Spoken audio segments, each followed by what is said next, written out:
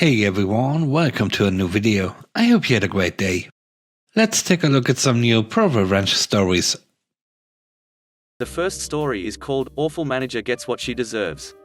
Years ago, shortly after I graduated high school, I got a new job to support myself during college. The new gig was in a pet store and I was working in the department that sold the fish and aquariums. The store manager was an awesome guy who I will call Kurt. Kurt was an old school guy. He went to work, worked hard, and went home. That's all he expected out of you as well. My immediate manager over my department was this large snaggletooth witch of a woman. I'll call her Stephanie. We got off to a bad start because she quickly found out that I knew more about reptiles than her. She preferred the fish, whereas I had kept snakes for the past 5 years. Her ego couldn't handle a fresh employee not needing her guidance. From then on, she was terrible to me. She singled me out to clean the goldfish tanks and had the other employees cover sales every day I worked. She would say rude things to me such as, "You are the weak link in my team, you are the reason I'm having problems in this department." Fast forward about a year. My hours had been cut by about 25%. I asked the store manager what the deal was and he told me that our department had lost too much money between lack of sales and broken merchandise. This puzzled me, but I didn't think much of it because everybody's hours were cut. Simultaneously, I and a few co-workers had noticed something strange. Stephanie had recently taken much more interest in the customers. She insisted on helping certain customers and sending us to do busy work while they were there.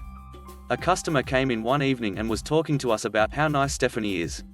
Turns out Stephanie was breeding mice and selling them to customers outside of the store. We found out she was breeding all of her animals, her dogs, turtles, mice, and selling them to customers she met through our store. Stephanie was making money by selling animals to the customers, all the while her department had hours cut for all of its employees.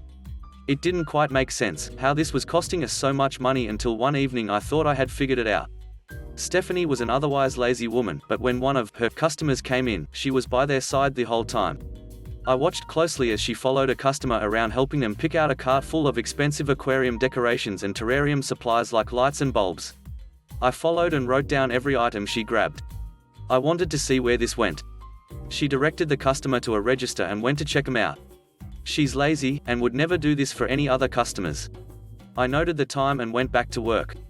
I later spoke to other cashiers about Stephanie checking customers out and they said that she only ever rang up certain customers and she acted weird when they did it. They suspected she was abusing coupons for them or applying hefty discounts.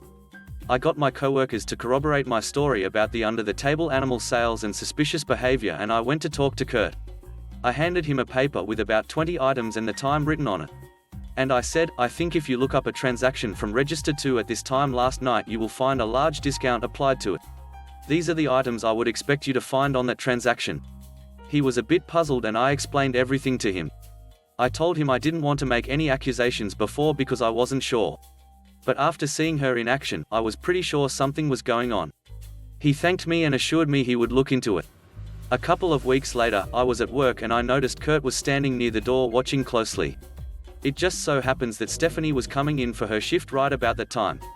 The second she walked through the door, he called her over to his office. Apparently, waiting in his office was a regional manager from corporate. He looked at the list I gave him and looked up transactions from the night before. He found one at the exact time I wrote, but it only had about half of the items I listed. But every item that was on the receipt was on the list I gave him.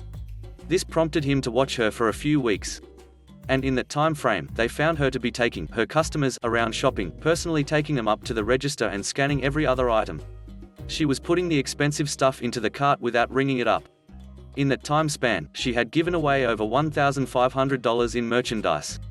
He looked back at the logs we keep for broken merchandise that is written off and found an excessive amount of aquarium supplies and decorations that were signed off by her. It was something like 1,000% more written off broken merchandise than was found at the same time last quarter. All in all, she was charged with defrauding the store with over $3,500 in merchandise. And it just so happened that Kurt had already arranged for police to meet him after firing her to escort her out. I don't know if she went to jail, but I did watch her get walked out by police with about 20 employees staring. I wish I could have said something. But I had to settle for her making eye contact with me as she walked out, to which I gave her a quick wink. The last story is called Shouldn't Take My Spot. I live in an apartment building that has end-to-end parking for 2 spaces per apartment.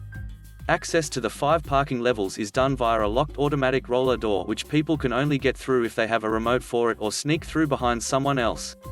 I only have a single car, and sometimes I let my friends park in the space in front of my car if they give me notice. So I generally park at the back of the double space. This also makes it easier for my neighbors who have 2 cars. Earlier this year, a random car began parking in front of mine on Friday afternoons, so I couldn't go out in my car on Friday nights. Annoying, but not the biggest issue when you live super close to the city. This continued nearly every week over about 5 weeks when I didn't park my car at the front of the bay, which I began doing. But at the times I planned to leave the space free for friends coming over or whatever, the car appeared again. I made repeated attempts to stop this behavior by leaving notes, which escalated into leaving printouts of a photo of the car with the license plate clearly visible and an explanation that if it happened again I'd press charges or have the vehicle towed. Well, it happened again. And this time, it was still there Saturday afternoon when I had been planning on going away with a group of my mates. My guess is, someone went out on Friday, got drunk, and decided to pick up the car later, not concerning themselves with the inconvenience it caused anyone else. It clearly hadn't moved, as my aggressive note telling them to screw off was still there, sitting limply under their wiper blades. I figured enough was enough, it was time to have the vehicle towed. So, I called building management and eventually called a towing company. They refused to help because the space was on the 3rd floor, and they can't get any trucks up to that level because of the height and space restrictions. Ordinarily, most people would be pretty much screwed at this point. And I will admit, I briefly considered sitting on the hood of the car until the idiot came to pick it up whilst sending my mates on their way without me.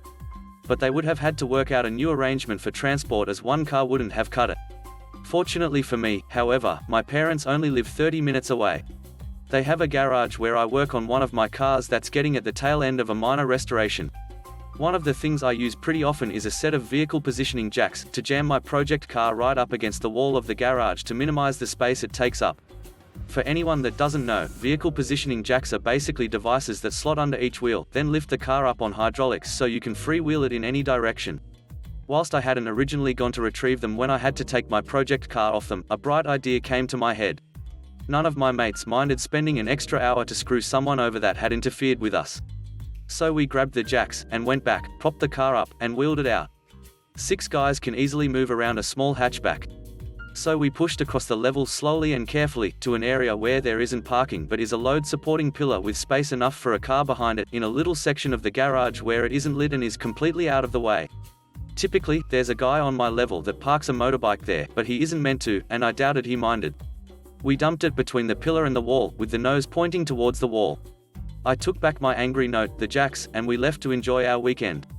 When we came back Monday afternoon after the long weekend, the car was still there, which was no real surprise considering there was only about a foot of space for movement between the pillar and car, and another foot or so between the car and the wall. From the fact that the front wheels had changed, we're guessing they did try to get it out, unsuccessfully. It eventually went later in the week, though I'm not exactly sure how they managed it. I never saw that car again. Thanks for watching the video. I hope you enjoyed it. If you did, please consider subscribing to the channel for more content. I hope you have a great day. Bye bye.